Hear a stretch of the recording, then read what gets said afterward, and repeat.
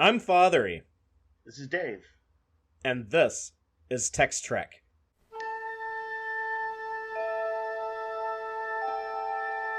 Engage.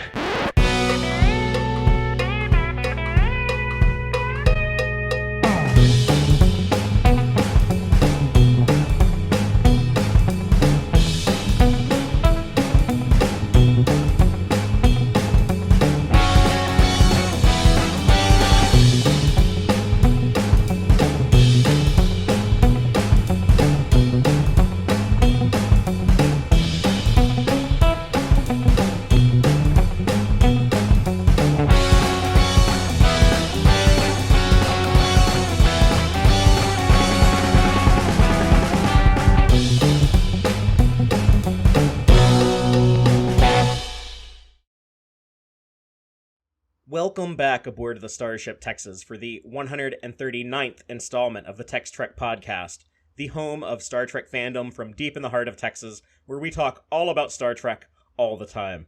And tonight we are continuing our Deep Space Nine Season 2 discussion. Last week we went through the first 13 episodes of DS9 Season 2, and today we're doing the back half, episodes 13 through 26, or in my opinion, the stronger half of Season 2. Yeah, you told me that, and I think because I had hit some pretty good episodes in there, I was like, maybe, but the first half is pretty strong. But you were right. The second half I think is overall stronger, slightly better track record, and as many, if not more, great episodes. I will say this, like some of these like late Season 2 episodes that I was rewatching for this discussion, it really did feel like, oh my god, some of these are so overlooked because the other seasons of DS9 are, even greater than this in most people's opinion.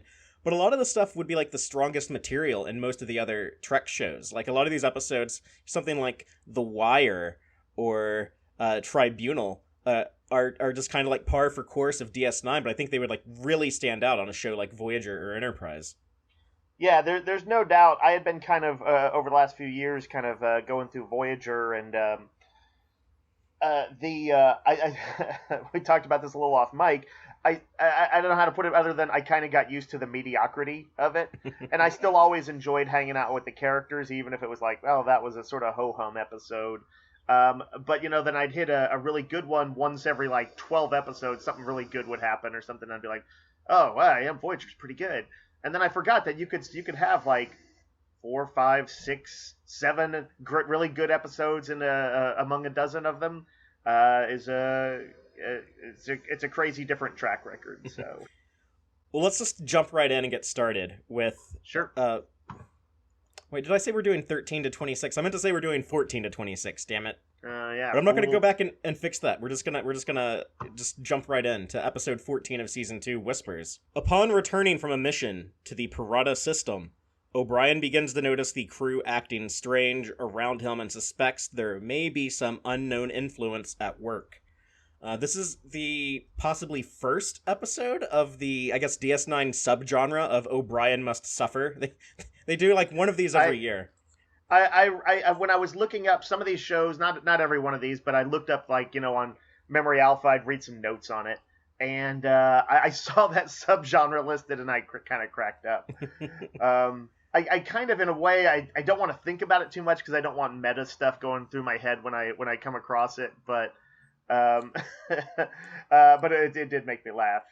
Well, when I talked to the Deep Space Nine story editor, Robert Hewitt Wolf, on Trek on the Tube's Trek Chat podcast, he actually uses the term O'Brien Must Suffer. And so I thought that was funny that, like, is that something like the writers said regularly? Yeah, it's basically like O'Brien thinks he's all paranoid. He thinks everyone's like part of some conspiracy, or like they've been brainwashed, or they've been taken over by body snatchers or something, and they're all out to get him.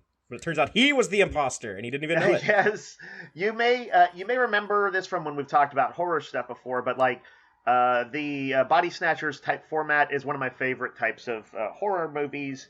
I love The Thing, Invasion of the Body Snatchers, and anything else where like you're suddenly the people around you are acting strangely, and you're not sure if you can trust anyone. I'm not a particularly paranoid person. It's not like I feel like it really represents real life or anything. I just think it's a cool, spooky suspense format. I love it. Yeah. And it's an opportunity in this case for O'Brien to basically become like Harrison Ford in The Fugitive and just be like a ridiculous badass. I thought it was messed up that they read his apparently his sexts to Keiko. I feel like that's going too far, imposters. Well, the thing that I really like in this one is when he goes to Odo when Odo returns to the station. Because Odo is kind of like Spock or Data. He's like, oh yeah, he's the guy who's going to be like immune to whatever's going on. Like right. they overuse that so much. But you think that like, okay, he's going to have an ally now with Odo. And then when you see like Odo acting weird and shifty, like I remember watching this for the first time and like the heartbreak of seeing that. Like, oh no, they got to Odo also. It's pretty nerve-wracking to watch, your one pillar of sanity maybe seem to be turned. It reminded me also when when O'Brien starts sabotaging them on his trail of when Data, which one was it where Data gets activated and he like takes out the whole or takes over the whole Enterprise? Brothers, yeah. Remind me a bit of Data's shenanigans there. But it's cooler with O'Brien because he doesn't have like a super positronic brain. He's just like that good like MacGyvering. Yeah, he's supposed to be like the ultimate soldier and also like the ultimate engineer, and so like when he combines both of those skill sets, he's very effective. I saw a note somewhere in Memory Alpha saying that like when you see certain episodes, I don't think it was this one. I think it was a later one actually. It might have been Tribunal, and they were just commenting like that when you see what he can do, what Cole Meany can do, you realize how underutilized he was on TNG, and I mean it goes without saying. Yeah. It's super true. So I was having like the best of times with this episode, and I have to confess I was kind of disappointed by the twist ending. Oh, I liked it because I was caught off guard. It wasn't something I suspected. I thought it was like the like Joss Whedon-y type twist, and I like that they used the word replicant because I think it's the only time they say replicant in Star Trek. I didn't like that. To me, that's sort of copyright Blade Runner. It was a minor complaint, but I did not care for it, that part. But part of it was like I wanted all of the cool badass stuff I saw to have been the literal actual Chief O'Brien and not a fake Chief O'Brien. Well, I just assumed that it was such a good copy that the real Chief could do all this too. I think that's true, and I actually think the ending is a pretty good. It's actually pretty neat that they were able to pull it off. Like when you kind of like start to go back and you think about what you saw. It's like a good mystery. It makes you reanalyze what you saw before, and I think probably after this sits with me a while, I will probably ultimately be pretty down with it. But there was definitely on first viewing a little bit of like, oh, it was just fake ass Chief O'Brien being cool. And it's so sad that like he dies at the end. Like he's like, oh, my entire existence was a lie. It felt like it was like I don't know, like an Alan Moore comic or something like to end on that tone. Yeah, no, that was kind of the vibe of it. It was a sort of emotional kind of thing. I don't know if it was just me or just, but I also felt like the episode had kind of more suspenseful music than they usually did. So that was kind of that heightened the deal for me.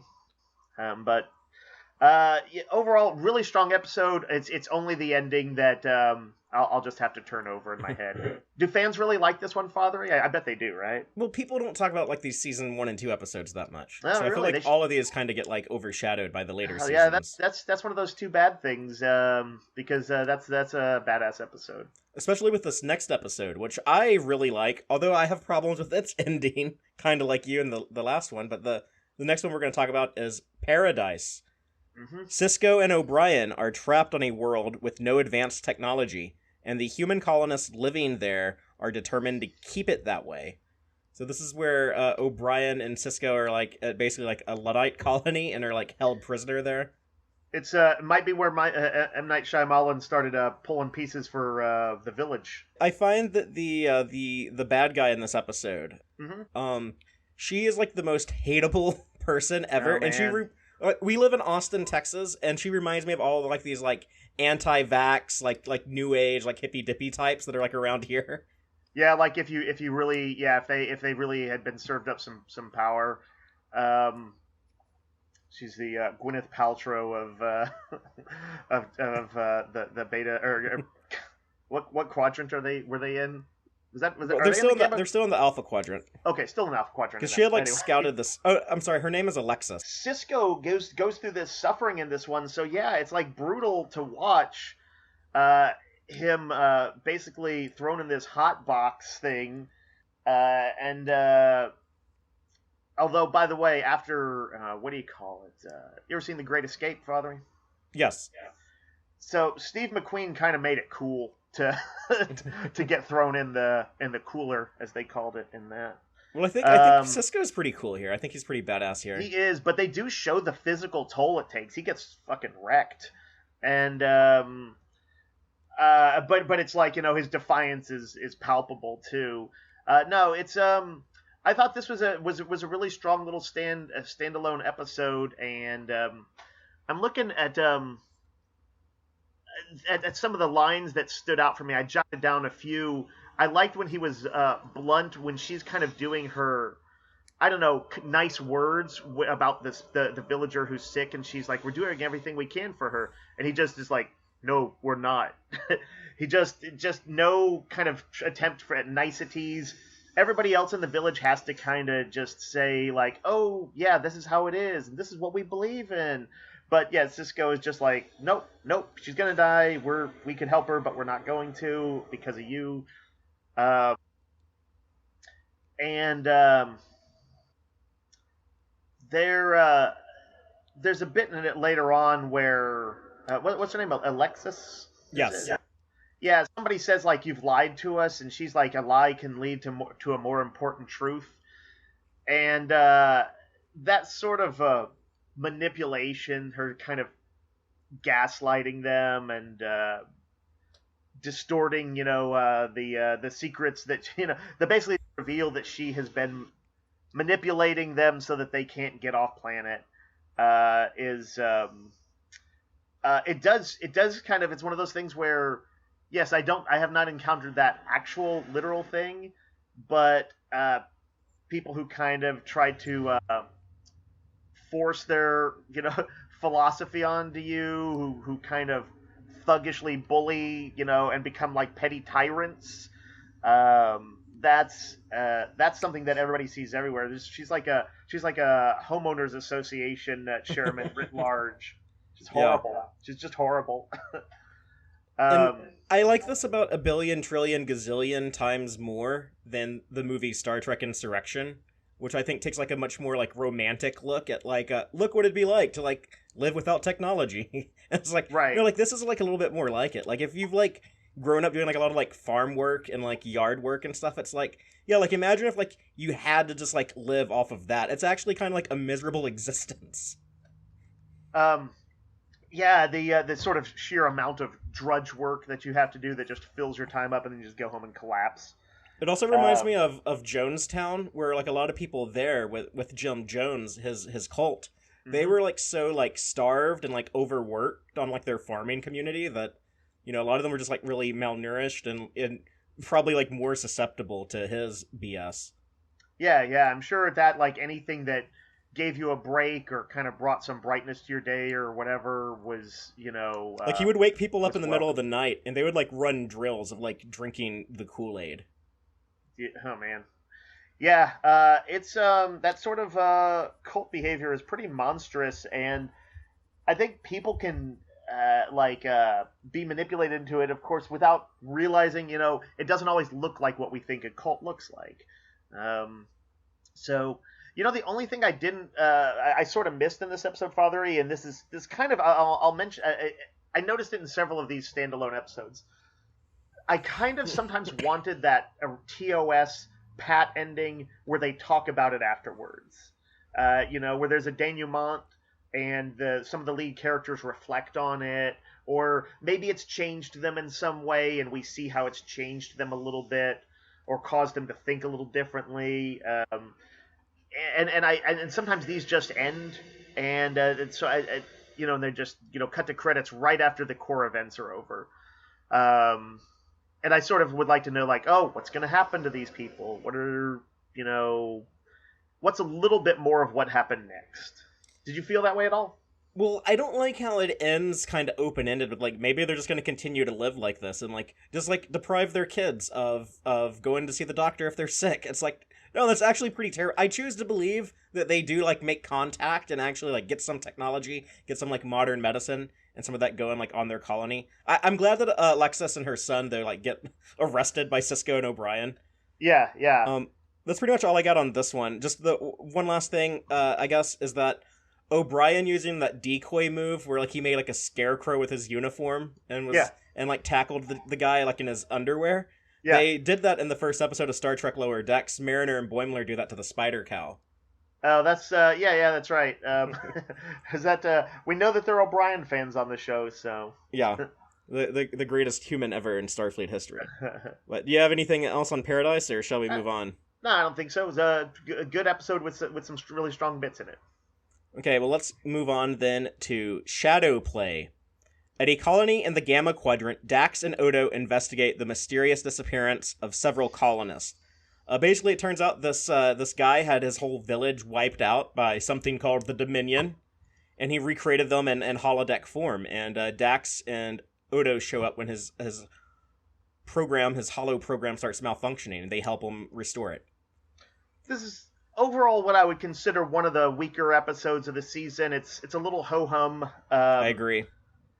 It's it felt like not TOS. It felt like a TNG episode, I think, to me. It did occur to me that right after that other episode, that previous one, it's another episode about a village with secrets.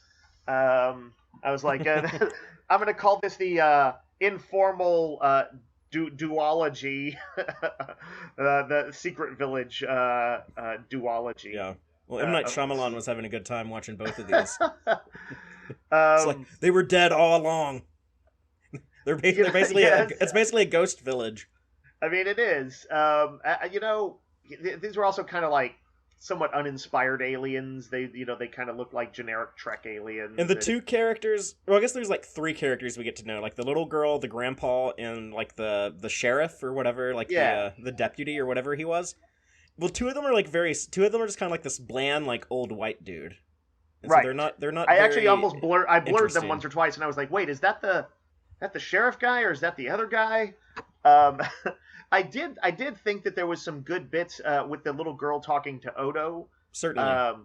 It wasn't like their strongest scripting, but giving Renee Auberjonois an opportunity to kind of to go, more subtle and sort of emotive with Odo is I think a good place to go sometimes, and I liked seeing that. I noticed the episode also had like a bunch of little subplots going on. Jake doing his internship, and what was it? Like Bashir was he assigned to like keep? Oh, he was trying to keep a watch on Quark because Odo was away, right? The Kira and Bareil stuff was also great. That Quark arranged for Vedic Bareil to come onto the ship because he knew that Kira would be distracted, then he could like get away with his crime. Right.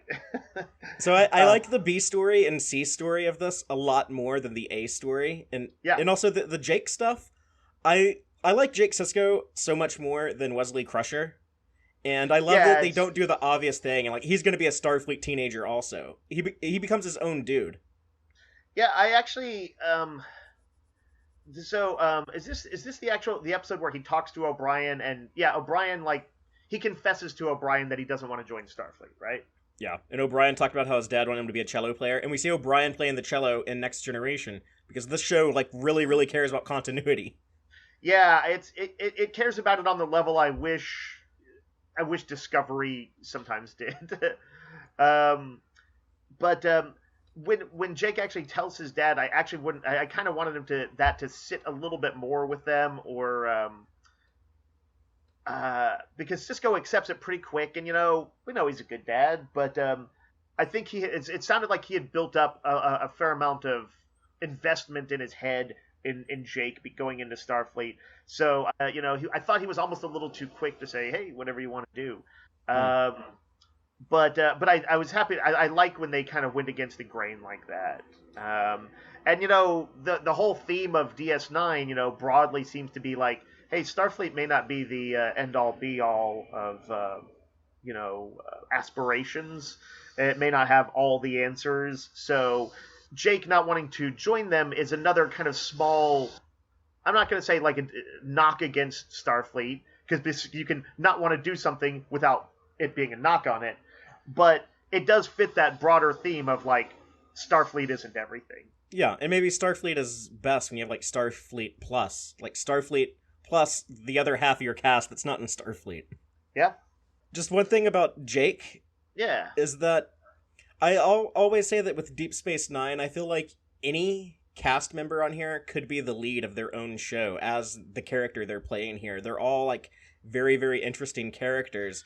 However, like these first 2 seasons, I don't think that applies to Bashir or Jake, but they both get there. And I guess this is like the kind of like the first big step on like Jake becoming like an interesting character who I feel like could be like the lead of his own show.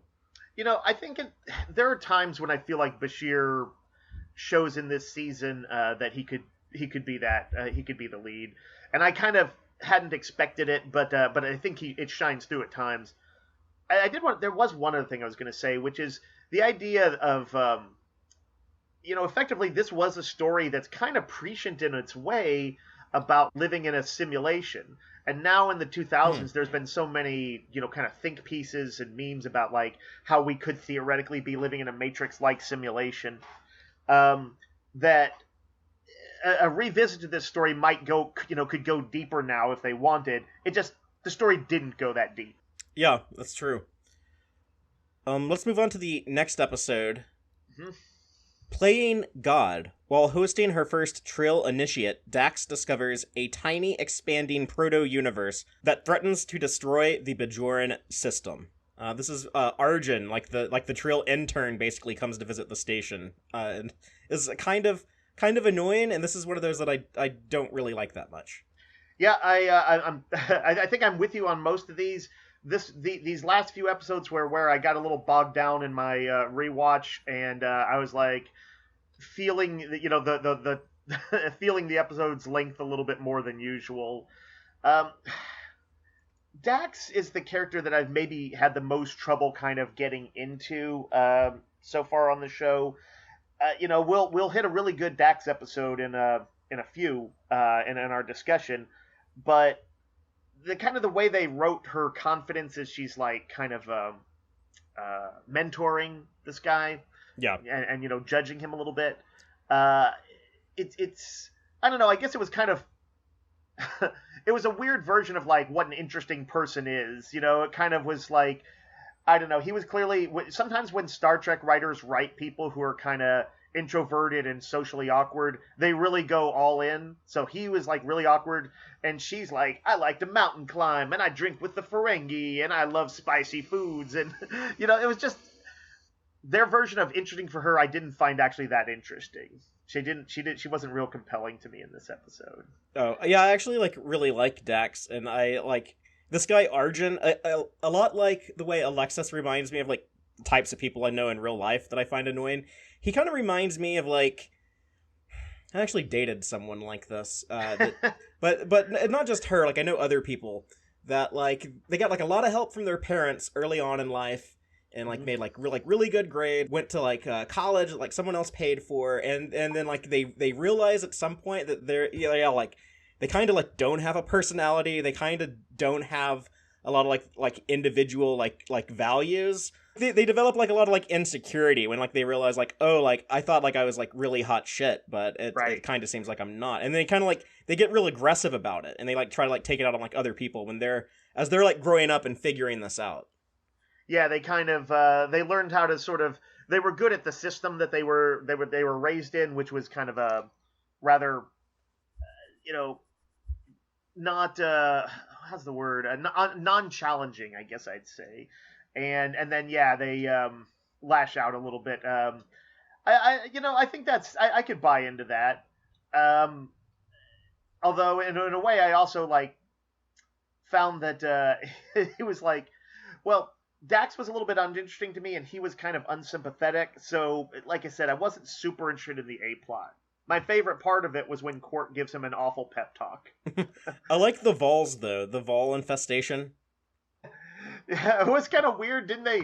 To see them phaser one and just pull it out dead. It's just not too often you see them killing a creature on Star Trek that isn't like, I don't know, like a direct "I'm going to eat you" threat. Yeah. Like they're pests, so it's not like a sentient, intelligent thing.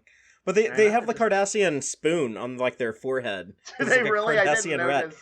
And you see one in Discovery in Lorca's room where he had like all like That was the weird stuff. that was among his tribbles and other oddball things. And was it a Gorn skull or something Yeah, like that? Gorn skeleton, yeah. Yeah.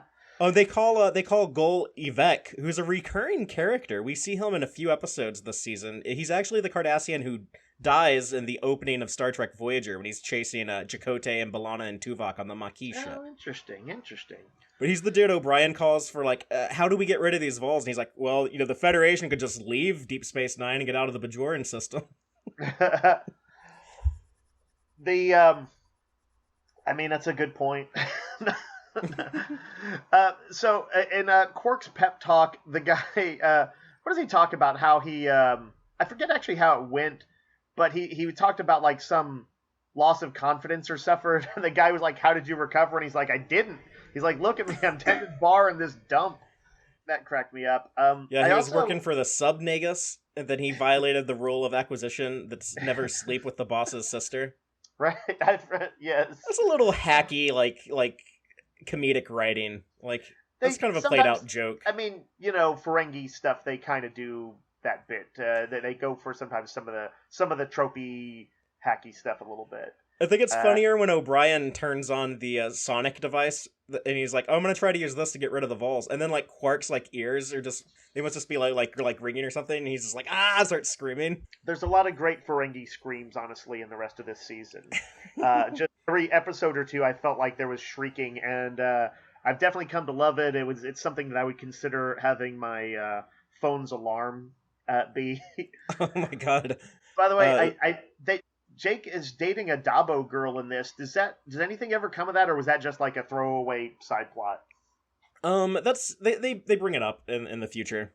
Okay, but cool. They never shine a spotlight on it really. I was like, man, kid, that's quite the score for a young fella. Well, he's grown up. He's like he's supposed to be like 15, 16 now at this point. Yeah, no. But I just didn't think the episode quite, whatever they were shooting for, didn't quite hit it. Well, let's talk about the next episode, Profit and Loss, which is one of my favorites. Quark is reunited with his lost Cardassian love, but he learns that she is a member of the Cardassian underground. As you pointed out to me a couple days ago, this is the Casablanca episode, and Quark helps his old flame Natima and her two Cardassian students flee the Cardassian military, who's trying to stop their dissident movement. The Cardassian students kind of fill the role of, is it Victor Laszlo, I think, is the guy who's like the resistance leader in Casablanca, who, is, the old flame and all that stuff lines up. It's not like quite 1-to-1, and once I saw it, I kind of looked into it, and I saw that they actually had to change some stuff in the script because, like, whoever owns Casablanca was like, there was like legal issues potentially, like they might call him out for being too close, for stealing the plot, basically. So they tweaked the script at some point and changed it up a little bit. But yes, this is a really excellent episode. It's it's a rare case for Armin Shimmerman to kind of go sincere with Quark. You don't see that too often, but he is sincere almost throughout the episode, even if when he's being weaselly, he's being sincere in his way. He plays the romance not like as a joke, not as like the comedic relief character. He plays it the same way he would play it if he was like the serious lead of the show. Sometimes I notice like throughout all Star Treks, they will often make kind of jokes about just dating some weird alien, and the joke is just like, oh, look how inhuman looking it is, and like it's kind of a cheap joke, and the farther Star Trek goes along, the more that humor sort of seems dated, like, oh, you would, their ears are their erogenous zones, isn't that still wacky, So yeah, I liked seeing it just played straight. He dated this Cardassian woman. They both clearly felt the same way about it, and all the story was about was that sort of, was the passion still there, and where what sacrifices would they be willing to make for each other? Because Casablanca, in any form and retelling, is about sort of sacrifice and duty versus true love, jealousy, and all that stuff. And I thought they really did a very good job with it. I think I read that I think it was Ira Stephen Bear that he felt that Quark was too heroic in it. Yeah, but I actually disagree with him. And you still see Quark be real scummy. Like, when he's basically telling, like, her students, he's like, do you know what they would do to you if they caught you? You really need to just, like, make her stay with me and run off in my cloaking device. Because they will string you up and torture you. Right. Like, that's like, super uncool. Yeah, yeah, no, that is true. But, like, when he was talking to Garrick, and I think that was the first real conversation they had? Yeah, when he visits Garrick at the shop, because Garrick spotted them, and they panicked that the Cardassians saw where they were. And we learn some more stuff about Garrick, peel away at his mysteries a little bit here. Yep. I always, the more I see of him, the more I'm like seeing why people have this Garrick fan base. Because, in the first season, I was like, he's fine, bit of a novelty character, but like, the more I see him, I really like him. And he's like a gay icon on social media now. Yeah, there was an episode that is coming up that we'll talk about, and that I was like, oh, this is the first case where I can see the read of him and Bashir as a gay couple or secret gay couple, or however the read would be. But yeah, I liked Quark was like, is being very noble when he talks to Garrick overall. Yeah, he's basically trying to bribe him. He's like, let me pay you extra for this dress so that you maybe don't rat out my girlfriend. It's all spoken of in sort of metaphor and veiled, discussions. I think she's into a more radical style than I'm comfortable with, that people back home on Cardassia are comfortable with, and like stuff like that. Right, and this could go out of fashion very quickly. All this double meaning and stuff was a lot of fun to watch. A lot of the DS9 actors, when they get a good meaty scene to act against each other, are really fun to watch. Yes. Yeah, they could carry their own shows as these characters.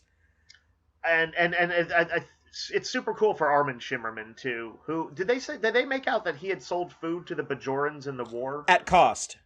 At cost, right? Which is like the nicest he could be. Yeah. So he doesn't like try and defend it. He's like, oh, I was just trying to turn a profit or something like that. Yeah, he kind of, because he can't brushes take it the off compliment real flippantly. Yeah, he doesn't. Because to him it'd be like insulting to be like, you missed out on a business opportunity. What's wrong with you? Right. That's literally sacrilegious to his culture. It's a small thing, but I liked in the episode that Cisco was so quick to say that they would not be like handing over these political refugees to the Cardassians, when they, I don't know if they said they were going to send a ship or if they were just like immediately like kind of putting pressure on him. But as soon as he kind of knew what the situation was, he was like, not a chance. There was that ship there that Gul Torin was on. Mm-hmm. And this is where we learned that Garrick is possibly an exiled Cardassian, because he seems to be offering the opportunity to return back to Cardassia if he turns over these three refugees.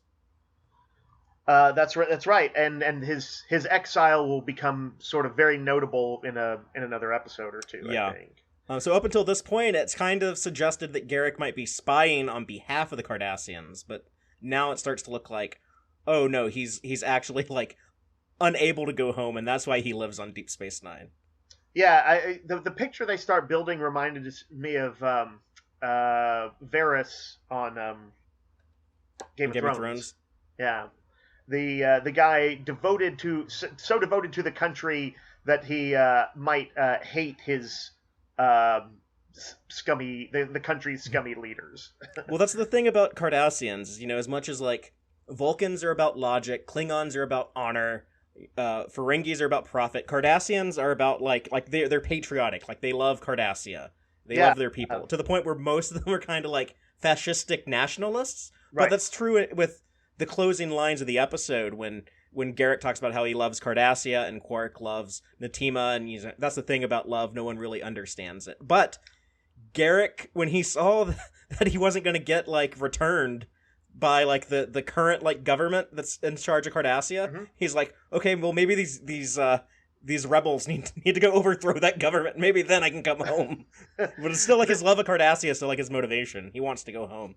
Well, Casablanca is sort of famous for having a lot of being super quotable, right? Even people who haven't seen it often know some of the famous lines. Yeah. And when I was like 8 years old, I probably knew the "you're getting on that plane, kid" thing. Like it just been parodied or here's so looking much. at you, or this is the beginning of a beautiful friendship, or play it again, which I know is not the actual line. Anyway, I among the lines that I jotted down in this, one, this is Quark very clearly kind of saying it with irony, but he says, "So all I have to do is to get you back is wait until Cardassia becomes a free and democratic society." It's like funny and bittersweet, which is actually happens in like that. That's how a lot of lines are in the actual Casablanca. And then there's another great one where he's talking to Odo and he says, "I'm just going to read the whole thing here. Listen to me, Odo. You do this for me, and I promise you there will be no more secrets between us. I'll tell you about every underhanded deal, every lying scheme, every dirty trick that my brother Rom's involved in." Yeah, it's a big laugh out loud moment. And the way that I'm convinced that Quark does love Natima, truly, deeply loves her, you know that it's real when he says, "Forget the bar. I'll give the bar to my brother Rom. He'll run it into the ground in a week, but, screw it. I don't care. I only care about you." Like for him to say that, like, wow, that is serious. Right, and it was, as I recall, he, like, says it very kind of impulsively without thinking. It's like he's thinking with his heart. He doesn't even stop to pause for the normal, well, I got to consider it. Oh, well, it would be a tough call, but he's just no hesitation. Yeah. Unlike when she hesitated, when he's like, "Say there's not a spark of love left," and she's like, "There's not a spark of love left," and he's like, "Aha, you hesitated." I guess that's kind of a bad message. Like, you probably should learn to like take no as an answer. Yeah. But yeah, there's I can forgive it. I was thinking about that. I mean, if Casablanca and several older love stories, like there's a place called a movie called The Shop Around the Corner. There's these things that it used to very much be an ideal to keep chasing until you get what you want. True love, means not giving up. The story structure of Casablanca has a lot going for it. This accomplished the sort of wit and melancholy and all of those qualities really pretty strongly. I think the only criticism I would have of the episode is that, yes, maybe Quark leans a little too heavy into the being the hero in it. But I think because of good writing, I'll allow that, the exception that proves the rule. Exception that proves the rule. Let's talk about the next episode, Season 2, Episode 19, Blood Oath. 3 old Klingon warriors reunite on Deep Space Nine, seeking Curzon Dax, with whom they entered into a blood oath to one day exact revenge on an enemy for killing the warriors' firstborn sons. Finding Jadzia as worthy a warrior as they felt Curzon to be, she joins the Klingons in completing their vendetta. This is one of my favorite episodes of Star Trek ever, of any show, of anything. I love Blood Oath. It's the episode you used to trick me into getting into DS9. Yes. So much of what I love about Deep Space Nine is represented here. Not everything I love about it, but a lot. Like the revenants for the original series, where they actually bring in the 3 big Klingons from the original series that I'm guessing that like probably Rick Berman didn't even know who Kor, Kang, and Koloth were. Right. They have some really cool dialogue that they give like the Klingons. I'm a big Klingon fan in general, and they also do such a good job of kind of squaring away how the TOS Klingons and the little bit different Next Generation Klingons fit together and like combine it to stuff we saw in like Star Trek 6 and like all of that stuff. Like I watched this episode and it feels like all that stuff fits together and it works. Yeah. They do TNG Klingons better than TNG. One of the interesting things I thought about it is that they, instead of kind of like getting too much into the weeds on why Klingons looked different, then they kind of went with, at least if I read it right, they just went with, oh no, they it's special effects were different, but they always look like this. that they always look like the way they do in TNG Onward or Motion Picture Onward. Would you say that's the case, Fathery? That's the interpretation, at least, of this particular episode, was just to say that, oh yeah, the way they looked on the old show, that's just how the effects were then. But well, the Next Generation had kind of like already shown like Klingons in like old artwork, or like when they clone Kahless and he looks like the TNG era Klingon and stuff. So they had all kind of already like just were ignoring the TOS look of the Klingons, which is what happened. The motion picture ignored it. They never bring it up in anything canonical, and they I know that Enterprise later would talk about that, but yeah, and then Discovery kind of undid it. So, but now Strange New Worlds can fix it again. Who knows? We'll see. But yeah, I love the representation here. It just seemed to seamlessly bring them into the visual style of the present while still having the kind of really memorable personalities of those TOS characters. Michael Ansara's Kang, and like he's just has the most incredible and distinctive voice I've ever known. Like if I could have one voice, it'd probably be his. And then the guy from the Trouble with Tribbles, Koloth, right? That's he's him. kind of the hard ass. I feel like Kor and Koloth are kind of reversed from how they were in the original series. Like Kor seemed like he would be like more stern, and here he's kind of like the he's like the fun drunk. Right, it's true. They did, the transition from TOS to TNG almost flipped the Romulans and the Klingons as far as what their values were on the from the shows. And that's I've had to kind of make my peace with that. But I certainly buy that people can kind of go through some things and change a little bit. In general, yeah. I love watching these Klingons, these aging Klingons, all very distinct looking, by the way. They all have, long gray hair and these wild looks, but every one of them is visually distinct, has something about him that's unique, including their voices. And that question, the question that hangs over the whole thing, spent the whole first half of the episode really, is simply like, is Dax beholden to something made as in a previous with a previous symbiont or a previous host? Right, and they kind of have this conflicting ideologies where for a Klingon, a blood oath is eternal. There is no escape from it. But in Trill society, if you're joined with a symbiont, you're not committed to anything that previous symbiont did. So she has a conversation with Kang about this, where he's basically arguing for her to, you're not obligated, and she's arguing like, no, I am. And they're kind of like advocating for each other's culture. We later learned that Kang was actually trying to like do her a favor because he was planning this to be a suicide mission. So he's actually a lot nicer to her than you think the first time you watch it.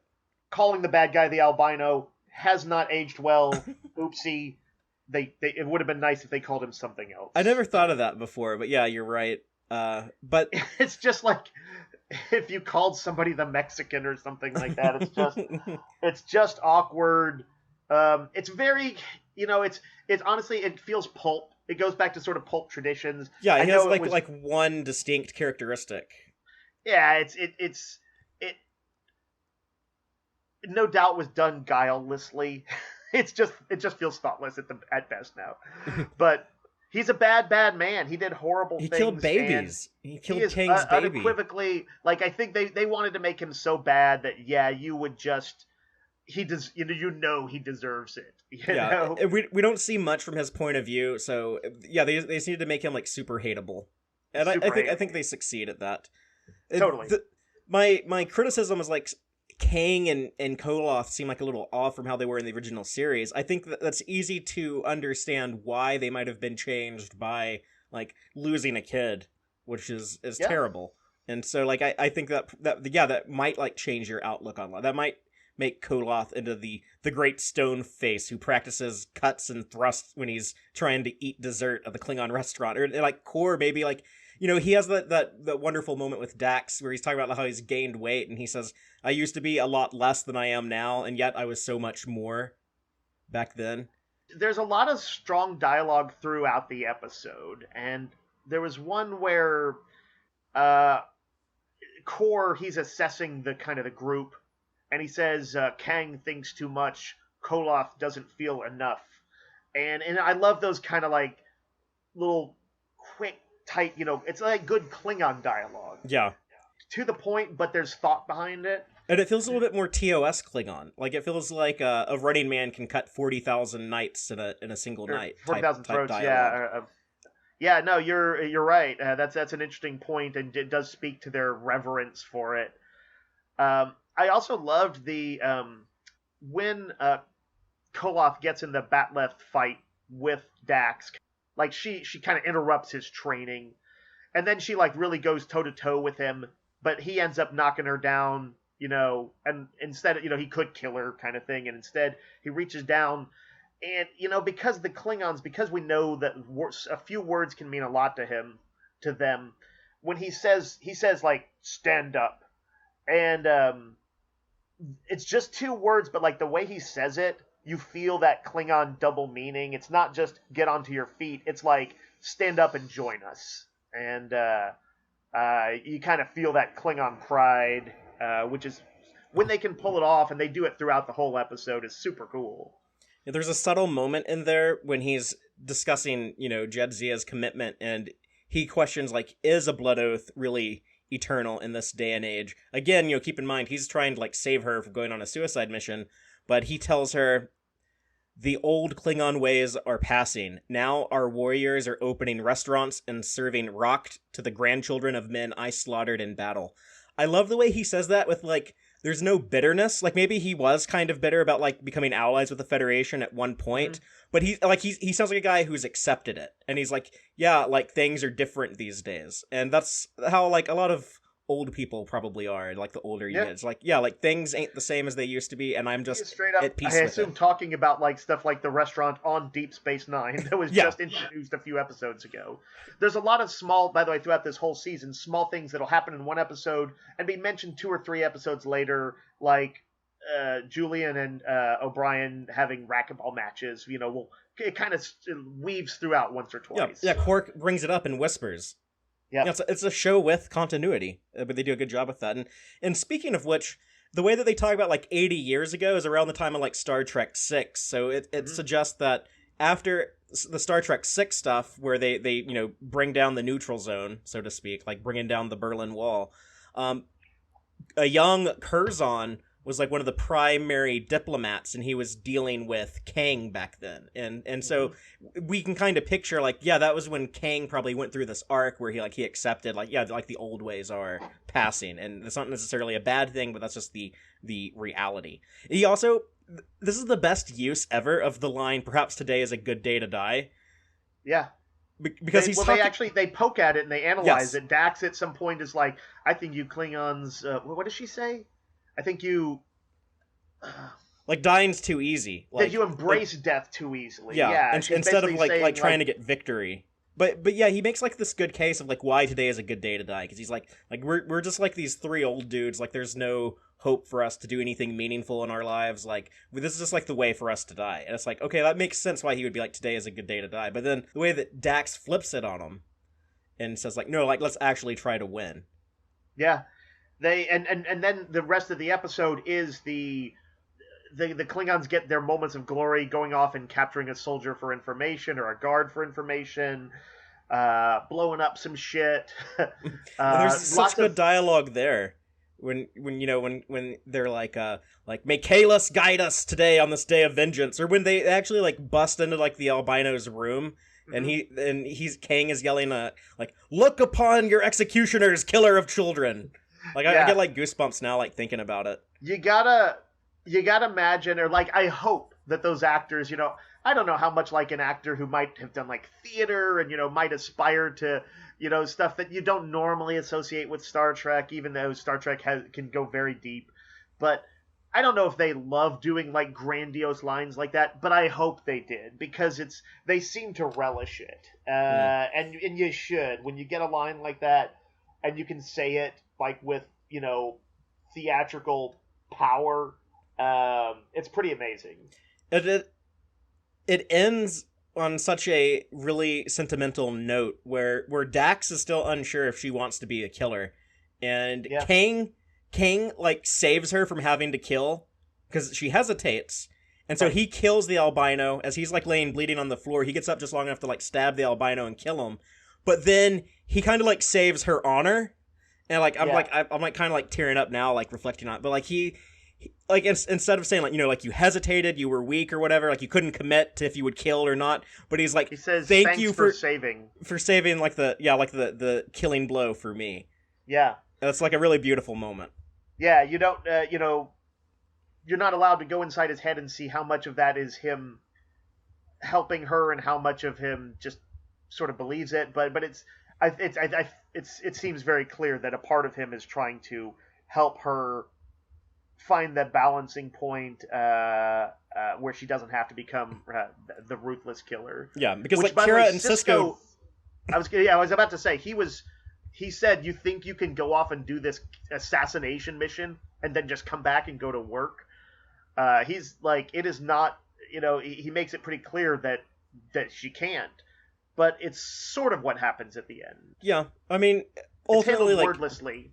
Ultimately, she just like kind of helped like the Klingons do their mission, but by Klingon law, it was Klingon justice. But that conversation with Kira, where she's like, Kira, how many people have you killed? Like the way that Nana Visitors plays that is like so, like it feels so real. Where she's like, oh my god, why would you ask me? This is so hard for me to talk about or think about. Yeah. It felt like really intrusive of Dax to just ask that. And I know that that's probably the bold Curzon side of her. And back when I was younger, I remember like talking to a relative who watched. He was like one of the few people I knew who like watched Star Trek that I could like talk about this stuff with, and he was a lot older. He's my mom's uncle. But he said like he really liked this episode, and I was like a teenager, and I was kind of like when like I was watching like a lot more like I guess prestigious movies and kind of becoming like a little bit of a film snob. I grew out of that. Like I mainly watch like stuff with comic book characters now. But at the time I was like of all like the great Deep Space Nine episodes, all like these really like artistic, well written episodes, you like the dumb action Klingon one the most. Like it's fun, but you shouldn't like that the most. But now like this is like kind of one of the ones I like the most because it is so fun. I think you've got to let yourself enjoy episodes that have, the combination of, action and maybe some fan service, is how we would think about it now.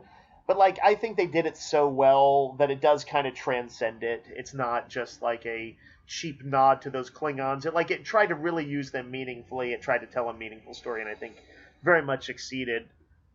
The one last thing I would say on it is the Star Trek and also Battlestar Galactica and some other stuff writer, Ron Moore. He was actually talking about Battlestar Galactica, and one of the early episodes of that show is kind of like an action mission type episode. And in the commentary, he talks about how like, yeah, it is just kind of like a big dumb action adventure, but sometimes you don't want to have like gourmet food. Sometimes like you want to have a hamburger, and you if it's like a well-made hamburger, it's actually still like pretty good. And I would just say Blood Oath is a very well-made hamburger. A blood burger, some kind of Klingon blood burger. Yeah, no, I like that. I like that. And he becomes a writer on this show in season 3. So in fact, I think the first episode of season 3 is written by Ron Moore. I'm almost positive weird because I feel like it's almost as if there's a prelude to his influence, and I'm sure it's just that he was able to see that this show was doing the kind of things that intrigued him. But it feels almost as if Ron Moore has already had an influence in these early seasons. They feel Ron Moore-ish. Well, I think that's the Ira of DS9 because they were often on the same page. They were kind of in lockstep, the two of them. Let's go on to episodes 20 and 21, The Maquis, parts 1 and 2. The synopsis for part 1 is, when a Cardassian freighter explodes at Deep Space Nine, the Cardassians blame Federation colonists in the new demilitarized zone. And part 2 is, Cisco tries to rescue Gul Dukat, stop the Maquis terrorists, and prevent a new war with the Cardassians. Yeah, the Maquis, these terrorists that are kind of in this new, like, territory that used to be Federation territory, but in the border disputes with the Cardassians became Cardassian territory, so they become this terrorist group to fight the oppressive Cardassians, and they kidnap Gul Dukat, and Cisco actually has to team up with Dukat and work with him to stop his close friend, Commander Hudson, and the Maquis terrorists. You call them terrorists, Fatheree. I call them freedom fighters.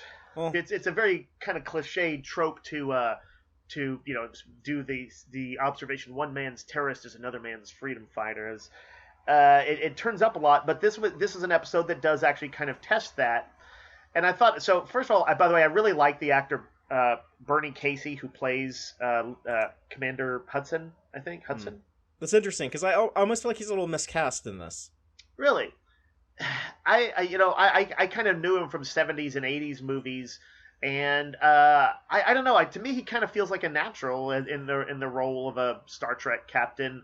He's natural at that part, and he's natural with the friendship. But what I don't really buy is like his conviction for like the colonists in the maybe Maquis. So. When he gets heated early on talking to Sisko, I felt like it was pretty intense and meaningful there. A little bit later, actually in the second part, like when they're like in ships fighting, I thought he was almost a little too sedate about it, and I thought he needed to be a bit more of a firebrand. But I when he shows up on the station, he's like, "Hey, Sisko, how's the kid? Oh, that's Jadzia's Curzon. Oh, I got to talk to her." And like he's got. We instantly know that this is like kind of a. I thought it was interesting that they instantly cast him as a likable, good guy, precisely so that we, and I think casting a sort of venerable actor was also meant to do that. You instantly, Bernie Casey has a sort of likability about him, and then revealing that he's like leading this group that's this is the episode that opens with like a Cardassian freighter or something like that. They're loading it up at the station, and then you see the guy actually sabotage it with the implosion device, which runs on proto-matter, by the way. Yeah, I know. Believe me, I've noticed that's the second reference to proto-matter, and it comes up, I think, in yet another episode at some point. I think there's one more with it. Yeah, it's kind of become a tool, that of use in the in that era, and then they've ironed out its kinks, but still its volatility. I guess it means that whenever it comes up, it's a volatile and risky thing, sort of. But anyway, my point is that they cast, that is to say, they created a character in Hudson who was meant to be a sort of likable and clearly nice guy. Even if trope-wise, it's probably kind of maybe a little bit obvious that he was going to end up tied to the Maquis. Just like, oh, the new character might be the secret bad guy, that kind of trope. But they wanted to make sure that throughout the whole thing, Sisko was going to bat for him. He's like, when he finds out about it, he doesn't rat him out to start. No, yeah, he's trying to save his career for most of the story, and it's not until Calvin Hudson fucking shoots his uniform with a phaser, and he's like, "No, like fuck Starfleet, I'm never going back." Yeah, that was quite the demonstration, symbolic thing. I liked him mentioning earlier the way he put it. He's like the uniform's been feeling a little bit tight lately. I think something like I think Sisko says, "I almost don't recognize you out of uniform" or something, and he's like, "Well, the uniform was fitting a bit tightly," and it's a real simple metaphor, but I like it, and they ran with it to the point where he phasered that shit. I like the Vulcan Maquis operative, and Quark trying to turn their negotiation into a date. I thought was pretty funny. What's funny is that I was thinking about that scene, and they play a lot of kind of sort of tropey humor about him clearly trying to get in her pants, and he's serving her wine and kind of trying to get her drunk and all this stuff. But like Quark is also he's being the middleman on weapons that are meant to kill. Every once in a while, I remember I'm like, oh yeah, the shady shit that Quark gets up to could well end with people dead sometimes. But also thematically, I hadn't thought about this until I saw it sort of mentioned somewhere. Vulcans have always been these kind of the pacifists of some of the strongest pacifists of Starfleet or of the Federation, and to have a Vulcan gunrunner is a very kind of notable symbolic character of like Deep Space Nine's moral grayness. You take somebody who should be the ultimate pacifist or a race that is kind of known for that, and they're the ones supplying the weapons to a terrorist organization. That's pretty intense. I wonder if people pushed. Do you know if anybody pushed back on that in the 90s? Well, This episode was created for the same reasons as like the Next Generation episode Preemptive Strike, where Ro goes undercover to infiltrate the Maquis and ends up joining them. Yeah. But also I think the Next Is that a Generation. good episode, by the way? I'd like to revisit that one. I like it.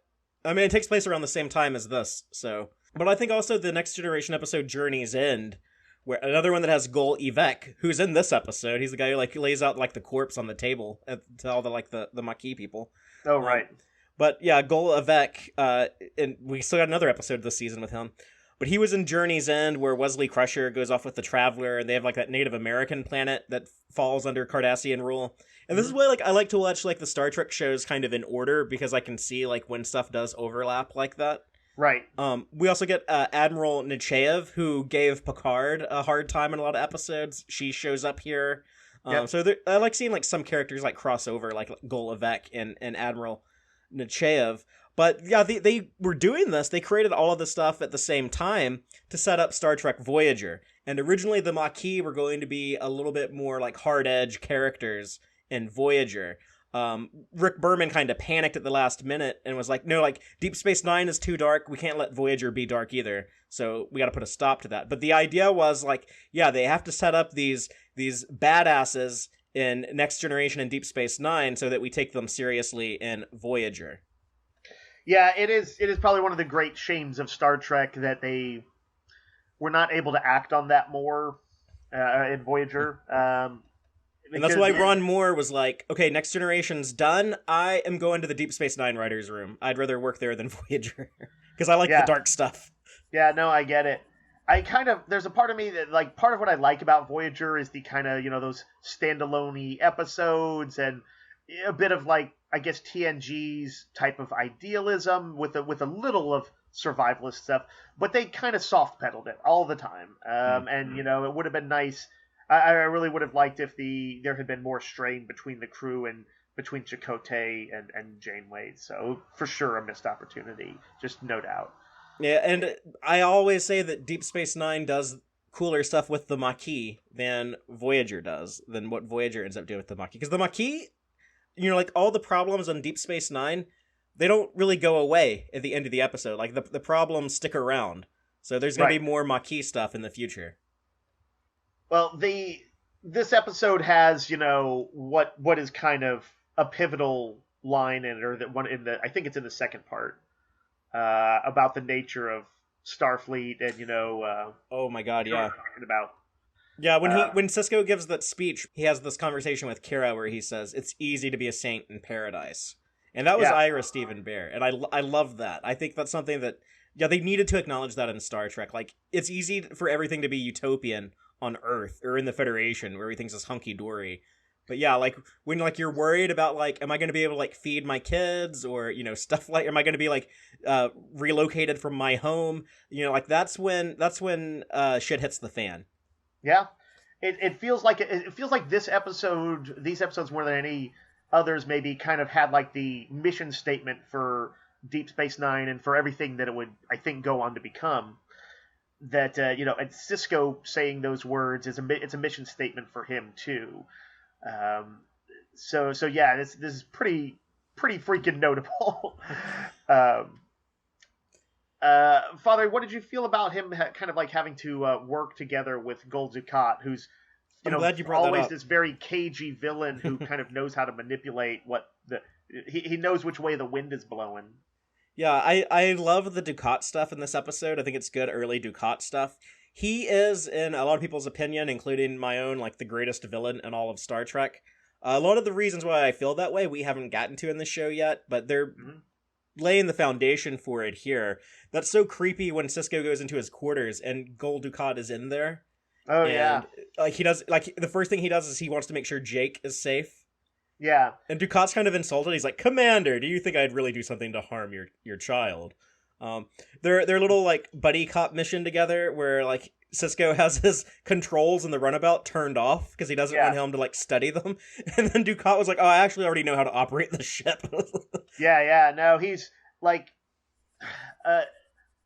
Sisko is smart, but like the Cardassians still get underestimated somewhat frequently. There's another cool Dukat moment with the other gun runners that are supplying the Maquis, and he like threatens to fire on them, and they cave like when he starts doing like the countdown.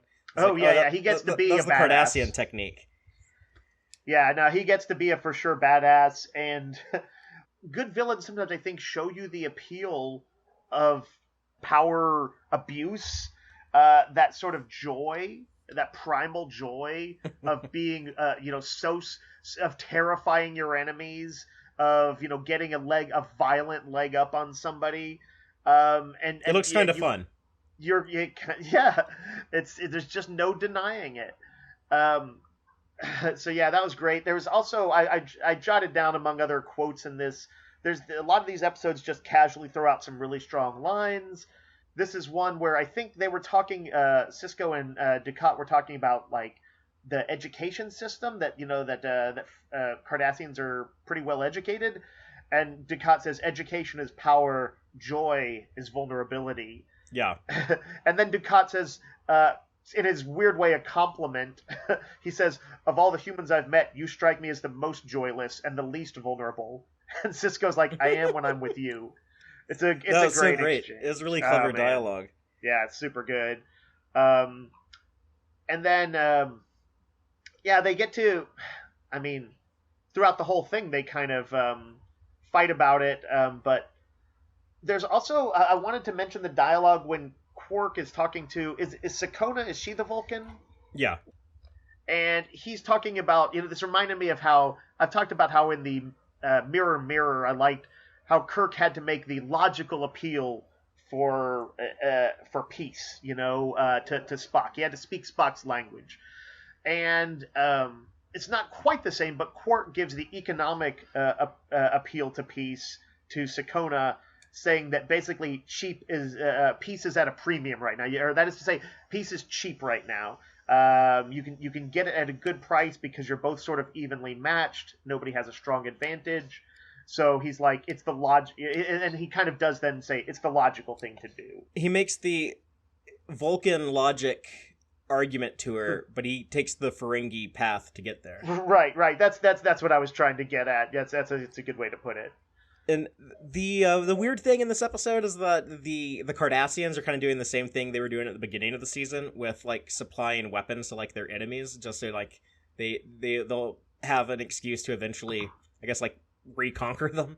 Right. But it's interesting that like Gul Dukat is not in on the plot, and it shows. Yeah, I thought it was interesting when the Central Command kind of turned on him and were going to throw him to the wolves. Well, they build on that. It's subtle, but there is something that I think can be viewed as a reaction to that comes up in the future of the show. Right. And one last thing on the Cardassians. That's all I got for this. But that terrible legate, that's like their admiral or general, but who comes to the station, and he was like all for just like didn't care about Dukat at all. Mm-hmm. But the Cardassians all have like those cobra snake ridges on their necks. Yeah. And they cast like this dude who's kind of like this chunky like short neck dude. Yes. And they kind of have to like cover it up because like they couldn't, like, it's kind of like me, like I have like 2 inches between like my ear and my shoulder. Like I wouldn't make a good Cardassian either. So but Michael Westmore, who did the makeup in all of the Berman era Star Trek, he was like, never cast someone like that as a Cardassian again, only get like long neck people. So that's so funny. He designed the makeup for Mark Alamo because not only does he play Gul Dukat, but he played the first Cardassian that showed up in Next Generation. And the makeup was designed for his long neck. Right, that's fascinating. Fatheree, the one other thing I wanted to mention is something purely visual, which is there's some really strong practical effects during the battle between the runabouts and the Maquis fighters, which are those the first time we'd seen that type of ship? Yes. All right, so let's move on to episode 22, The Wire. Yeah, I hear this one mentioned the most of all season 2 episodes, I think. But yeah, this one, Bashir tries to help when Garak suffers painful headaches from an implant in his brain.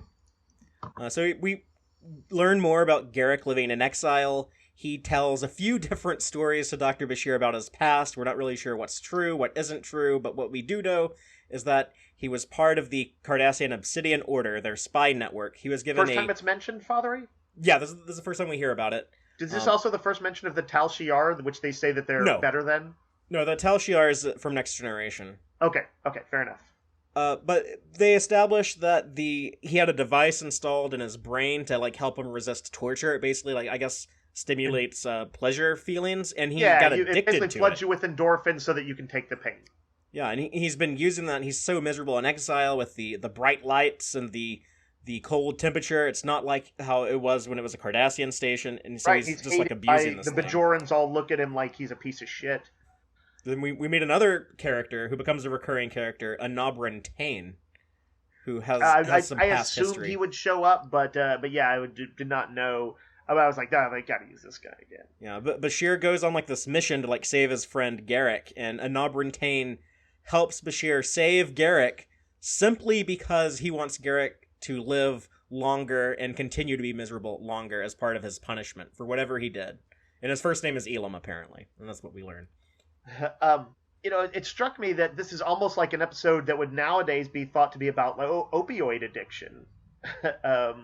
Yeah. I was just thinking with, addiction in general. It kind absolutely, of applies. but I guess because the opioids are such a there's so much more awareness of them right now. But yeah, it could be prescription drugs. It could be anything. But yeah, that Garrick has, he's always presented himself as this kind of almost chipper, sly but chipper guy. The notion that there is this pain behind him is pretty notable. It's obviously a huge episode, of tour de force for who's the actor who plays him? Andrew Robinson.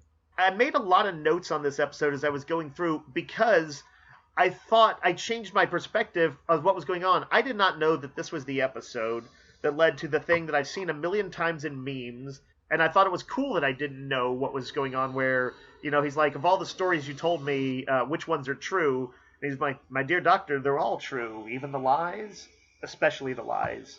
I mean, I've seen so many versions of that in memes, and I just didn't have a context, and luckily it actually didn't spoil it for me, because I didn't quite know when it was coming. Yeah. And I was jotting down notes as I watched it. I'm like, oh, so Garrick killed all these people? Oh, wait. And I'm like, and I actually had a note that's like, well, wait, which one is true between these and these? Do they resolve that? Like, I was on the fly making notes, and I was as confused as Bashir was. I don't even try to figure it out. I'm just like, I'm never going to know what exactly happened. And so the one thing that I felt like, I loved the opening scene where he's talking to Bashir, and Bashir is reading a book he recommended. The Never-Ending Sacrifice. The Never-Ending Sacrifice, quintessential Cardassian epic about the duty to the state and all this. Apparently very boring if you are not a Cardassian. And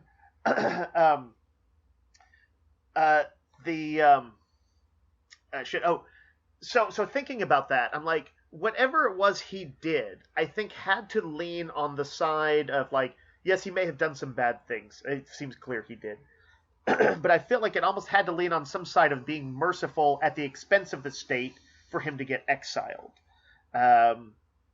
So I felt that like that at least I also took from it, that he's like wheels within wheels, lies within lies about his identity, but that there probably is some quintessential truth of his humanity, which we've seen in previous episodes anyway. Yeah. And they have like the strange tolerance of Garrick because he does help them, from time to time. Right. I the main thing that I see is like that would suggest that he and Bashir are not secret lovers, as fandom has enjoyed speculating about. And I've never read this it like is the episode that. where I'm like, I get it for here. He's lending him books. They're talking about their time together. I love watching them together. They have like one of the best friendships at the very least, and it feels like it could be more when they're together. But also sometimes he'll be like, oh, I don't really know you, and I don't. I never really did know if he's a spy, or that kind of, when that kind of stuff comes up, I'm like, I think you'd know that if you were somebody's lover. I think you would at least know. You wouldn't quite say those I don't really know him things. Yeah. I've never interpreted it as like they were actually an item. Right. And I think there's actually stuff that would contradict that, but I'm 100% convinced that Garrick is gay, and he was played to be like a queer character. The show never flat out says it, but I think that's very easy to read into it. Yeah, and then I honestly I like watching them the same way I would like watching a couple that hasn't quite confessed it yet. You know, I see why people see it in there, and I liked it.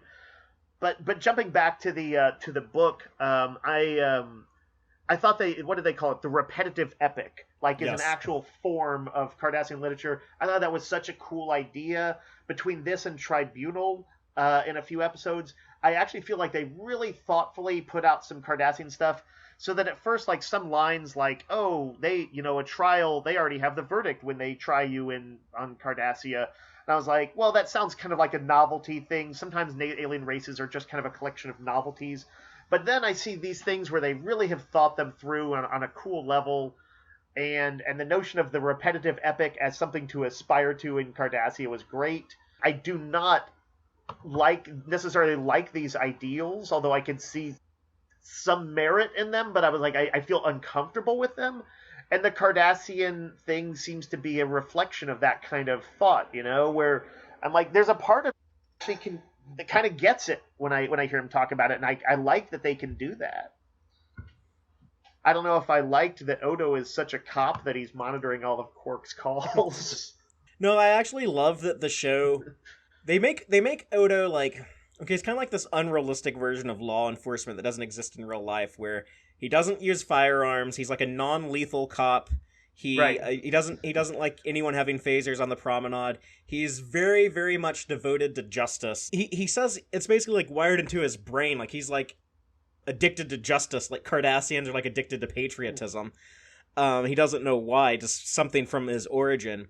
However, he's still kind of a shady guy and a questionable guy, and I love that. I love that, like the show, like it does shine a light on that a lot. And it's like, yeah, Odo is kind of messed up sometimes. Yeah. Like back when the Maquis were like blowing up a ship, and he's like, yeah, this is like y'all's fault for not letting me like run the station like how I did when the Cardassians were here. For sure, for sure. That was a fascinating little moment. Sometimes his little inner fascist just really comes out. Yeah, and so I love that the show like keeps that in mind. Yeah, absolutely. I do think, there's no doubt that Garrick is the star of this episode, and there was another episode another bit in there that I felt like was kind of that Deep Space Nine subversive mission statement where he's starting to lose it and he gets pissed at Bashir and he said, "I'm suffering enough without having to listen to your smug Federation sympathy." And although every once in a while they would acknowledge something like that on Next Generation, it's like the theme of DS9 is that they might be, that kind of, you know, the Federation doesn't really know what they're talking about, and that they're kind of performative in their justice sometimes. So yeah, I like seeing Garrick both out of control, which he never is in any other episodes that I've seen, and blowing up at Bashir was really great. I enjoyed all of that stuff big time. Well, the next episode on our list is one that we've actually already talked about, but it's Season 2, Episode 23 Crossover, aka the first Mirror Universe episode of DS9, that, wherever you're listening to this, I'll have a link to the previous conversation we had where we talked about all the Mirror Universe episodes of Deep Space Nine. But yeah, this one, the synopsis is: an accident inside the wormhole sends Kira and Bashir into the Mirror Universe, where Klingons, Cardassians, and Bajorans rule over the human slaves. And that's where they go and they meet Mirror Universe Kira and Mirror Universe Garrick and have fun on the station. Another Deep Space Nine example of subversiveness, that the first time we see the Mirror Universe, that it is both a tribute to, like you said, self-aware about their past, but they also took the guys that were the ruling power, the Terran Empire, and they have them now those guys are on the ropes, and the Klingon Cardassian alliance is in charge. So they even subverted the Mirror Universe, which I thought was kind of funny. Beyond that, I don't know if there's a whole lot that to say beyond. I think it's a really good. It may be my favorite Mirror Universe episode after Mirror Mirror. Okay, well, we'll move on to episode 24, The Collaborator. Kira's lover is accused of collaborating with the Cardassians during the occupation. Yeah, this is a Vedic Burrell episode. This is, I guess, the election day episode between him and Vedic Wynn in their election to become Kai, and Vedic Burrell ends up dropping out of the race. He takes the blame for something that the previous Kai Opaka, did, and now Kai Wynn is arguably the most powerful person on Bajor. That Kai Opaka episode was the one where she stayed behind on that planet where they were kind of eternally warring, right? Yeah. Like, she died there, but she was, like, resurrected by their technology. But if she left the planet, she'd be dead again. Right, that's right. She's presented, I believe, in that episode as this kind of really, kind of like perfect wise figure, would you say? Mm-hmm. Like, she got them through the occupation. There's no real flaws in that, in her in that. But you do see, in this episode, you see the sacrifice that she had to make, which I thought was interesting. I didn't expect them to go back to that character at all, other than she left a power vacuum when she left. And you see her in Vedic Burrell's prophet visions. Yeah. What I really like those moments because of the symbolism makes a lot of sense. If you've already seen this episode, like the snake that strikes at him, that's kind of like, oh, the Cardassians like did that strike on that base, but when he grabs the snake, it's like just enough rope to hang himself, and it's like foreshadowing like him like taking the blame, and I don't stuff like that. Usually love overtly symbolic dreams. He's also communicating with aliens that live outside of space and time and can literally see the future, so it makes sense. Yeah, I mean, I guess I'll allow it, but it still functions the same as symbolic dreams in all other movies and TV shows. This was interesting because I did not expect what was going to happen, which was that there was also some compromise on Bareilles' part. That Vedic Wynn she's just the worst person ever. She's just so terrible. Well, she's Kai Wynn now. Kai Wynn. Yeah, sorry, I didn't mean that. Are you gonna like dress me down, Fatheree, the way she did Kira? She's like she talks always with that syrupy, sweet sort of I'm so serene, and then she's like, by the way, she's like, don't you ever talk to me with that disrespect again. Yeah, and child. She's just so vile. She's horrible. She throws the my child on there too. That makes it worse.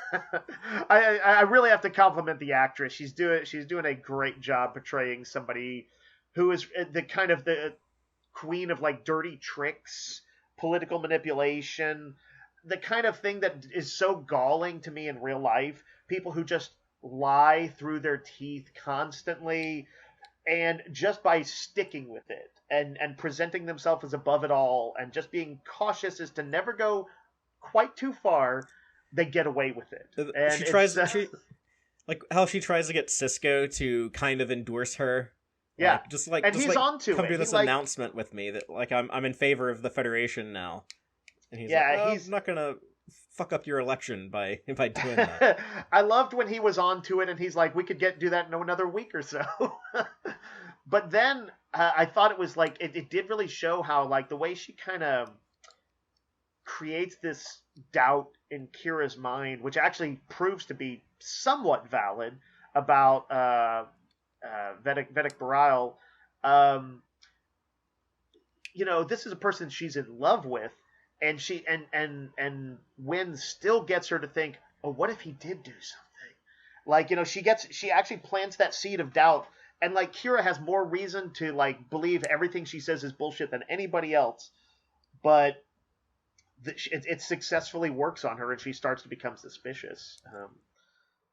This is my favorite use of Vedic Bareilles in the entire show, and I love the situation that he's put in. It reminds me a lot of Worf, when Worf is like, to save the Klingon Empire, I'll take the blame. Yeah, like my family worked with the Romulans. Yeah. It's very similar to that, perhaps almost too similar, but here it's like he like the conflict between like doing like the dutiful thing, like the thing that like you're obligated to do, and I don't know. I just find it like really, really touching, like that he would like bring that onto himself like that.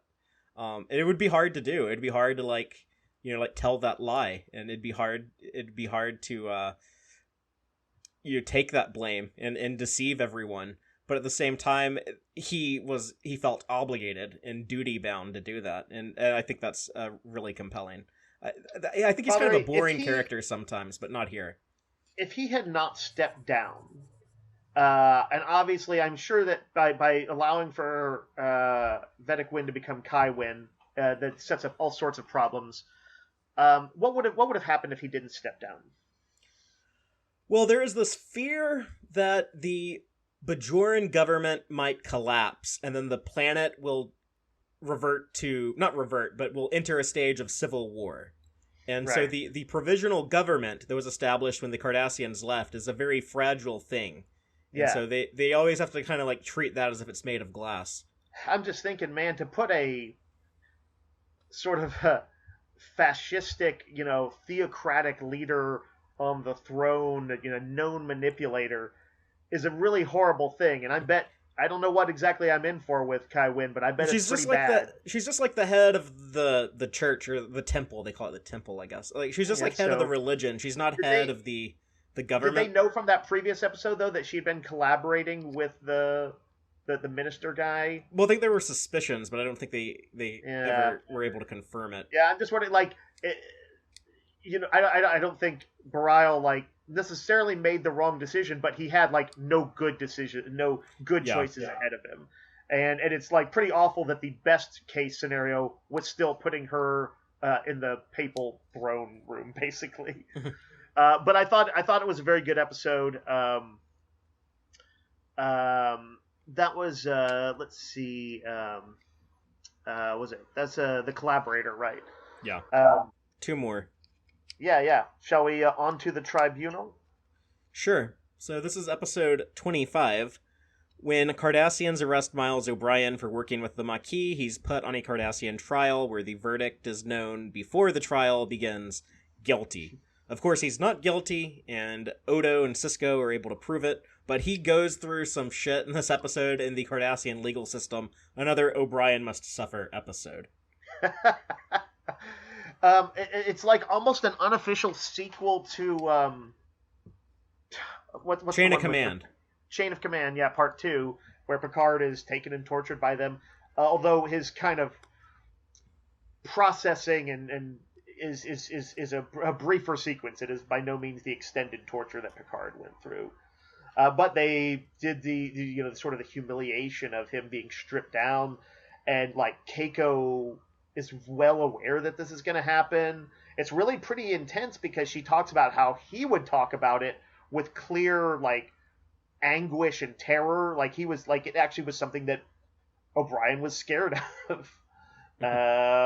So this was actually one of my favorite episodes of the season. I really liked the glimpse into Cardassian culture when he explains, essentially is it his lawyer who explains it or someone else who explains the why conservator.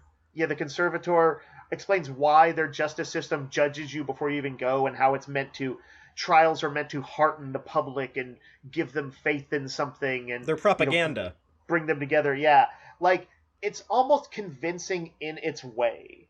Like I at least understand. It actually feels like something a civilization would do. We've certainly seen, loyalty to the state is a real thing on the real world that we live in, and this is just a sort of heightened version of that. That really runs with it. But I thought that the way it was portrayed made the Cardassians feel really real to me, and I value that a lot in a show that sometimes has aliens that are one-off sort of concept aliens. We know the Cardassians are more fleshed out than that, and they have been on DS9 for a while, but this added a lot of sort of nuance to it to me. I really like this one, and it's kind of a special episode to me because this is the episode I saw when I started like watching the show weekly, never missed another episode from this point on. I watched them all when they aired. That's interesting. This is kind of a landmark show for you. I had seen like a couple episodes before this, but this is and I think this is the first time like I really realized like, oh, this O'Brien dude, like he was on the Next Generation, but here he is here. This also came out like around the same time that Next Generation was ending, and they referenced the Enterprise when they talk about like all the ships that are going to the Cardassian border. They're able to like mention the Enterprises there too, because that show had like just ended the same week. Yeah, Golovec shows up again. so you felt that second to last time we see him. You felt that Trek shared world pretty strongly in this one. Yeah, for sure. And Also, the story, I love the DS9 sense of humor. It's so great. I think this is the funniest show. Also, kind of like some of the original series, and I don't know. There's an actual Star Trek comedy now with Lower Decks, but before that, like I loved the humor in DS9 and the original series so much, and just like I thought you were the talking about this episode in particular, and I'm like, there's not a lot of funny stuff. but in this there episode. is with the conservator at the end. I when, thought that's what you might be getting to. yeah. The dark sense of humor. Go ahead and say the line. It's too good. When he's like what just happened, and Odo is like, you won the case, and he's like, oh my god, they're gonna kill me. And it's just like earlier when he's telling O'Brien, he's like, don't mess this up for me, I'm 1 year away from retirement. And Odo's really cool here. Odo again, like that, like focus on justice, just like Quark is about profit, Cardassians are about patriotism. It's also a neat idea that Odo, because he did work with the Cardassians during the occupation, he had some legal standing there, and yeah, so it was a really cool idea. I have no idea how much they had considered that this episode might happen early on, but it worked perfectly to allow him to interject himself into a courtroom drama. And we see the role that he would have played, because Gul Evek is the one who like made the arrest on O'Brien, and he's there to testify in the court. So that would have been what Odo had done years earlier. But yeah, I think the Mac Bar, the Madame Archon Mac Bar, I think she's kind of an interesting character. It's also like, I don't know if you've noticed this before, but like the Cardassian women, they put like makeup on like their forehead spoon.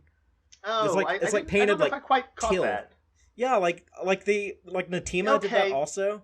Yeah, now that you're saying it, yes. It's kind of like eyeshadow or lipstick or something, but like I always love that detail. No one ever talks about it. I feel like I'm the only person who ever brings that up. I liked that O'Brien and Keiko got to kind of have some downtime and be, before things get horrible, and then after things are horrible, they get to be kind of cute together.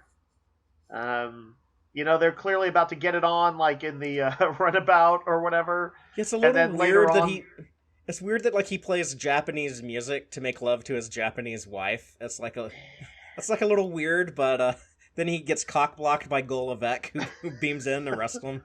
I mean, it's really a worst-case cock-block scenario, I suppose. Not just that, but then tortured and put on trial. Which, by the way, I mean, I think this has to, like... I don't know if it was intentional, but I feel like Kafka's The Trial, where the literal story of a guy who is put on trial for something he doesn't even know what he's accused of, being brought to bear without any knowledge of how to defend yourself and any power to defend yourself. It's all over this episode. Like conceptually, it's an interesting callback to kind of a literary story, I think. But I don't know if that was like a specific influence. Miles O'Brien is one of the more relatable characters in Star Trek, and so when they do like a whole like O'Brien-centric story, I think those are always kind of crowd pleasery. Like people seem to really dig those. I made a note when I was watching this that it was like, it's not as if I hadn't noticed it before. There's been some really good O'Brien episodes, but this was one of the ones that maybe I just made a point to make a note that this is the point at which I think I realized why people like O'Brien. That why he became a thing. Just was kind of coming together in this one. And, Colm Meaney, his kind of angry pushbacks, he always seems perturbed. But it's like I love watching him perturbed. So, he's easy to connect with. He's relatable. He is. All right, shall we move on to the next big threat? Yes, so we finally have reached the Season 2 finale, the Jem'Hadar. On a camping trip in the Gamma Quadrant, Sisko, Jake, Nog, and Quark encounter the ruthless soldiers of the Dominion, the Jem'Hadar. This is first contact with the Dominion. We kind of only really get to know, like, one of the Dominion species, the Jem'Hadar, because the Dominion's kind of like the Federation. They're made up of multiple alien races, but the Jem'Hadar are their soldiers. This whole episode is about making them to be a big, badass threat, and kind of in on a big spectacle of the Jem'Hadar are so ruthless. If you're trying to retreat from them, they will suicide ram your ship, and they'll blow up a Galaxy class. This episode, it could have been the Enterprise who was sent instead of the Odyssey, and they would have blown up like Picard and the crew would have still defeated them, and they would have been like, you know what, fuck you, and they would have rammed their ship into the Enterprise and blew up Riker and Data and Geordi. Like that's how big of a threat they are. They're Yeah, Enterprise killers. seeing a Galaxy class ship taken out is pretty notable. But you know what's interesting, Father? As the episode was first going along, I was like, oh, this is, and I still sort of feel this way, but I was a little disappointed. I was like, oh, I'm going to finally start learning about the threat level of the Dominion, which I don't know much about. And I was like, it kind of starts off as a light camping trip episode. It's watchable, very watchable, but like, even when they're captured, and they chat with that Jem'Hadar soldier, and he's like, "Oh, I wish it had been Klingons or Cardassians. I hear those are real warriors." He didn't exactly he wasn't like instantly threatening. He didn't beat them brutally or anything like that. He just kept them captured. It didn't feel very different, and I kind of thought that it was going to be like that Borg skirmish episode the first time they encountered the Borg, which is like intense, but like it's just kind of a skirmish. But by the end, and I guess arguably this was just a skirmish too, but a skirmish that ended with the complete destruction of a Galaxy ship. By the end, I was like, oh, okay, I see the threat level now. What about when he beamed over to Deep Space Nine and he walked out of their force field and it was a big part of it. That reminded me actually on Discovery of when they had their altercation on the sort of near Earth, and somebody just beams onto their bridge. Because they have that 32nd century technology. Yeah. And people. I was like, the Jem'Hadar. Oh, they also just casually mentioned, I think, taking out the first Bajoran colony. Mm-hmm. New Bajor. In the Gamma Quadrant, which had been mentioned a few episodes prior, just kind of throwaway line. And I was like, oh, okay. And apparently they've been knocking out everybody there. It's like they became aware of people coming into the Gamma Quadrant, and then they just stepped on it. They know so much, is what I thought was cool about their introduction with that first Jem'Hadar, is that he knows about the Federation's new treaty with the Cardassians. He knows the Klingons are formidable warriors. He has this Bajoran pad, so clearly the Jem'Hadar have been in the same room with Bajorans before, and then we find out they actually killed a bunch of them, and we don't know anything about them, but they know everything about us, kind of thing. Yeah, it is. Even when they encountered the Borg were just on this systematic stamp out the next new thing they see, but they didn't know anything about humans in particular, or the Federation in particular, other than submit. You need to submit. So the notion of somebody really knowing you quite well when you go up against them, and being so technologically superior and being fanatical. One thing I didn't quite know, I don't know why they're fanatical. We get a little tidbit of that here. They're devoted followers of the founders of the Dominion. Oh, right, and they mentioned that, and I that's one of those things that I actually don't know anything about. I don't know who the founders are. We learn about that pretty quickly in season 3. Okay. So they're going to start answering questions very fast. But this is one of my favorite moments in the show is when it starts off as a goofy Ferengi episode talking about I don't want to eat foreign bugs and my nose is running because I'm out in nature, and that's kind of how I am after a year of quarantine. If I go outside for longer than an hour now, I feel like I'm having a sinus attack or something. But they do all this goofy stuff, and that guy grabs Quark and is strangling him and throws him to the side. That's when it switches, and it's this isn't a goofy Ferengi episode. This is a serious game-changing threat introduced to the Star Trek universe. I guess in that sense it still does mimic that first episode with the Borg, which starts as a Q is here to pester us again episode and ends with them on the radar of the one of the deadliest threats that they're ever going to run into. But so Father, you enjoyed that transition, the going from lightweight to super serious. Yeah, and I remember watching this one for the first time as a kid also. And were you holy shit at the end? Well, the season finale here, it when Sisko's I'm gonna be ready for the Dominion. Mm-hmm. And I remember waiting all summer, being I need to know what does that mean? And then season 3 opens with the answer. Is this where I get the Defiant? I think you can say that without spoiling it too much. That's literally how season 3 opens, is Sisko on the Defiant. I figured that had to be a thing pretty quick. So that's awesome. I'll finally get to kind of see that come into play. Father, I was just looking through my notes on this, and there was something I noted. There's that I thought was a good bit that has nothing to do with the Jem'Hadar. It was actually when Quark was talking about like why humans don't like Ferengi, and he's like, Yeah. basically humans are worse than Ferengi. He's like, you used to be like us as far as being greedy, but you also were slavers, and you had the Holocaust and stuff. And he's like, we didn't ever have that. That was a notable knock on the on humans. I really enjoyed that scene, and let me ask you, how did you feel about like the Jake and Nog stuff, where it's like two kids running around, like they're in over their head? Was that too silly, or did that work for you? A little bit, kind of when Nog does like every suggestion he makes is a uh-oh kind of bit was a little bit much for me. I kind of wanted him to be in the same place that maybe more by now, and I know that they will kind of get there, but where Rom is, where we're starting to see his qualities show through, and he's not just comic relief. But that only just started happening with him, so Right. it's not Yeah, like there's more growth with both those characters. It was. But it was interesting because I kind of put myself in those situations, and I'm like, oh yeah, if you suddenly the preparedness and training and stuff like that, when you're in an emergency, that's when you suddenly regret anything you didn't do. You have any preparations you haven't been making. We just had our freaking ice storm here that threw Texas off so badly, was really dangerous to us, and made me sort of aware of like, oh yeah, if there are things that I'm not prepared for and that I probably should be prepared for, and so watching like Jake and him go through that, I don't know, felt a little bit more real than it might have. So I'll grant the scene, even though it was a little goofy. I also, by the way, liked Quark.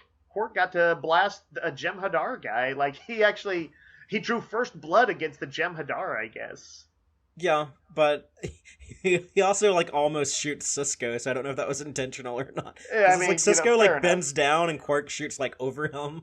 Yeah, It makes me nervous. It's like that's not very good gun safety. Like I'm just saying that historically, Quark drew first blood. And I was kind of like, I saw that, what do they have, a phased Polaron beam that goes through shields? Yeah, they were fucking up the Odyssey pretty good for a while.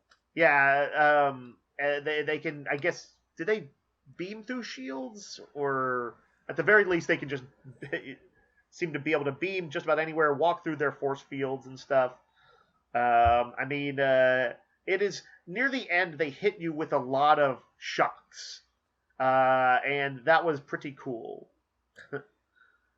Yeah, and, what do you think of Captain Keogh? That was the guy who was running the ship. I don't know if I had any real strong thoughts on him.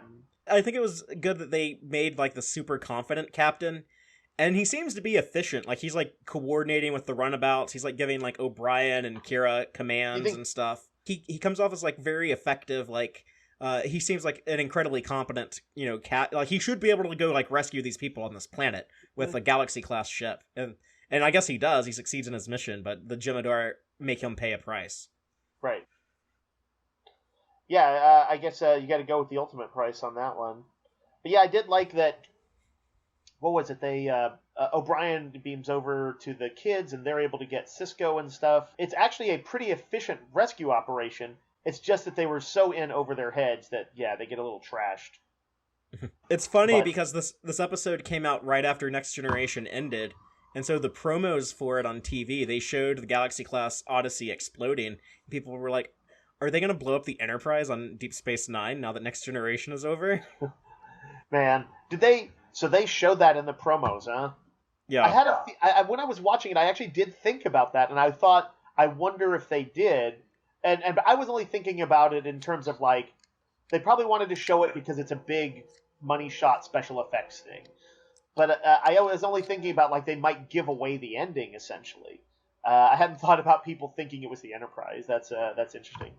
I don't remember my reaction to that if I saw the promo or not. Mm-hmm. But I was pretty impressed with all of that spectacle stuff. And that also is like a big part of like what made me fall in love with the show, and why I was like, oh, I have to watch like the new season when it comes back after the summer break. I have to see what happens next. Yeah, it's a pretty good cliffhanger. It's a pretty good cliffhanger. Fatheree, we got anything else on these guys? No. I think that knocks out season 2 for us. Yes, so we have covered the worst 2 seasons of Deep Space Nine. Yeah, it's all downhill from here. No, it's all uphill. All uphill. We'll see. Who knows? I might be like, I liked it when it was standalone episodes, and now every episode is a blurry war drudge. They don't really do that though. They have standalone episodes throughout. It never becomes as serialized as something like Babylon 5. I mean, what I have determined from watching this is that I should not underestimate their writers. So yeah, I believe your tale. They're getting some new writers in season 3, like Ron Moore. Oh, so it's going to change from what I've learned to love about it. Maybe we'll find out. We shall see. But yeah, that's going to be it for today. We're actually going to take like a couple weeks off because it is my birthday coming up. But we'll be back in like 2 or 3 weeks. There might be like some big breaking news or something we have to talk about. But yeah, hopefully we cover Deep Space Nine season 3 at some point in the future, and we can find out how Dave feels about it. Because everyone knows I just adore the show. That's literally my favorite spaceship of any piece of science fiction ever. It's just a fat runabout. A pregnant runabout. But until next time, as always, live long and prosper, y'all. Listen to the Tex-Trek podcast through Apple Podcasts, Google Podcasts, Spotify, or at tex-trek.com. Like us on Facebook at facebook.com/tex-trek. And follow Fatheree on Twitter at TXTrek. Please support us by liking our videos and subscribing to our channel on YouTube. Thank you and take care.